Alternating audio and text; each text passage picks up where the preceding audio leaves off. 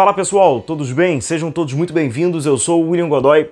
Vamos falar sobre o Carlos Alcaraz, vamos falar sobre a movimentação do Flamengo ou não no mercado sul-americano. Então, mais do que até mesmo falar sobre o Carlos Alcaraz, a gente vai tentar aqui transparecer alguns aspectos aí, alguns torcedores do Flamengo, para você que não caia em cilada, porque o que mais tem, né, principalmente nessa época, é cilada. Então, para você já entender algumas questões, pedir só para você, amigo rubro-negro, deixar o seu like, que é muito importante, deixa a sua curtida, se inscrever no canal. Quem não está inscrito ainda, aperta aí o botão aí de inscrever-se, chega junto, obrigado aí pela força e por essa moral de vocês.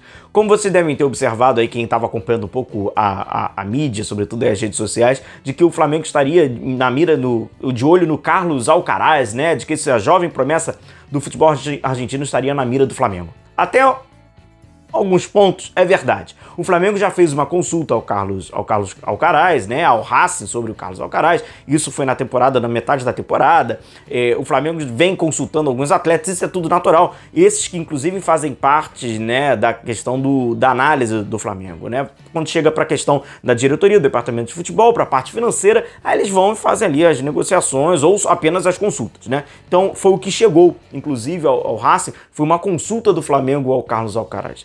Então, quando a gente vê agora que o Flamengo está negociando, não tem nada de negociação, a gente já viu uma suspeita, mas a nossa obrigação jornalística, inclusive alguns outros colegas também já fizeram isso, já apuraram ali, escutaram lá o empresário, escutaram a diretoria, assim como aqui no canal, escutamos inclusive a diretoria do Flamengo que falou que não tem nenhuma proposta, então nem tem nada em andamento. O Carlos Alcaraz, apesar disso, vamos falar sobre o Carlos Alcaraz, ele é um jogador meio-campista, né, tem 20 anos, nasceu em 2002, ele estava com 18 anos na época, ele joga aquela partida do Flamengo contra o Racing nas oitavas de final, quando o Flamengo é eliminado nos pênaltis, inclusive bate uma das penalidades. É um meia armador como esses que o futebol argentino vai tentando aí gerar nos últimos anos. O Almada, né, acabou sendo um dos grandes destaques, inclusive fez parte lá do elenco do Lionel Scaloni, campeão mundial. E ele, jogador de 20 anos, tem cada vez atuado mais, é um jogador que hoje é uma peça importante para esse time do Racing, tem essa questão do meia de chegada, de entrada dentro da área, como vocês observam até no mapa de calor dele,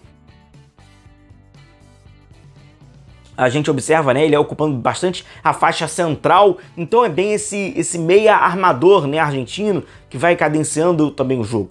Naturalmente, Flamengo contratando ou qualquer clube a vir a contratar é um jogador que você ainda tem que desenvolver, porque ele está ainda nesse aspecto, né, desenvolvimento, tem apenas, como falei, 20 anos, então ainda é um jogador que não está pronto, mas naturalmente está numa ascensão e o futebol argentino vê de uma forma muito positiva o Carlos Alcaraz. Não à toa que financeiramente o Racing pede cerca de 15 milhões de euros ao atleta, e aí uma fofoca que estava meio que circulando era que o Flamengo estava negociando com ele por cerca de 7 milhões e meio, quer dizer, o Racing ia fazer o famoso descontão.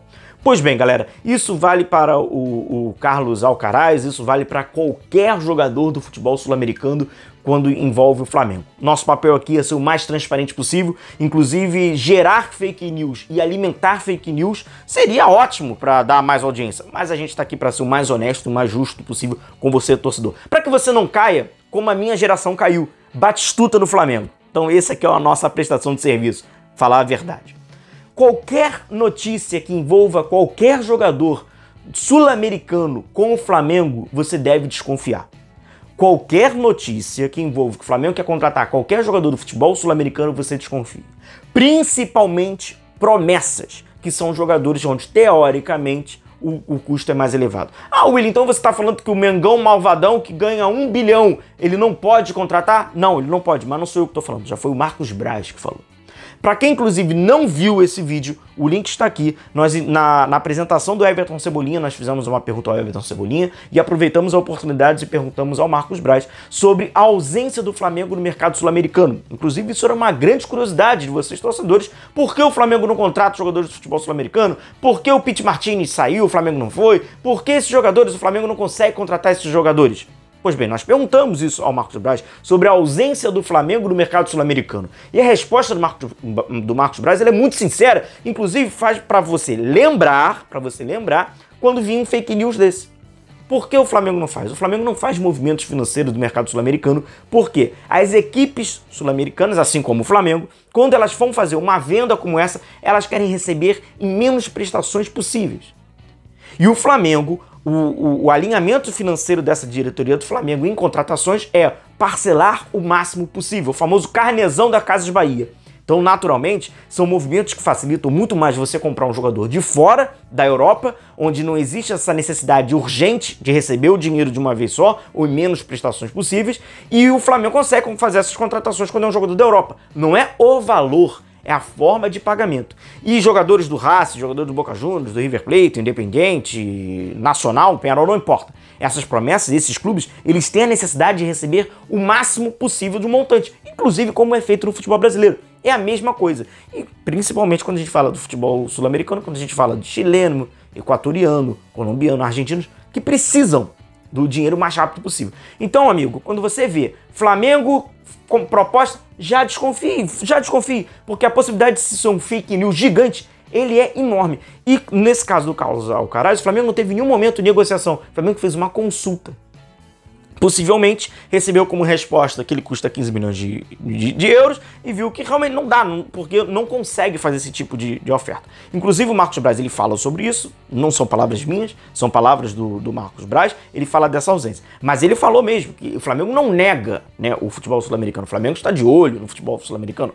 Na minha opinião, de uma forma até atrasada, o Carlos Alcaraz estaria num bom momento. Ele ainda não explodiu, ele ainda está até no processo de desenvolvimento. É um excelente momento para contratar. E ele cita como exemplo que ele estava de olho no mercado sul-americano. Eu já pergunto novamente, é o Enzo Fernandes? Aí ele confirma que era o Enzo. O Enzo Fernandes, que foi campeão agora com a Argentina, que recebeu, né, o troféu da FIFA, como das promessas, né, essa jovem promessa, que é um jogadoraço. Só que o Flamengo demorou muito para ir no Enzo Fernandes. E como você contrata um jogador como o Enzo Fernandes, como você contrata um jogador como esse agora do Racing? Você não pode esperar esse cara estourar.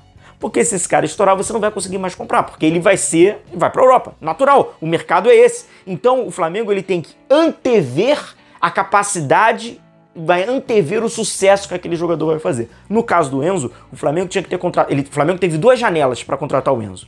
Aqui o River Plate empresta para o Defensa e Justiça, mas ali tinha que antever demais até, porque ali realmente ele precisava se desenvolver. Agora, principalmente, no momento que ele sai do Defensa e Justiça e volta para o River.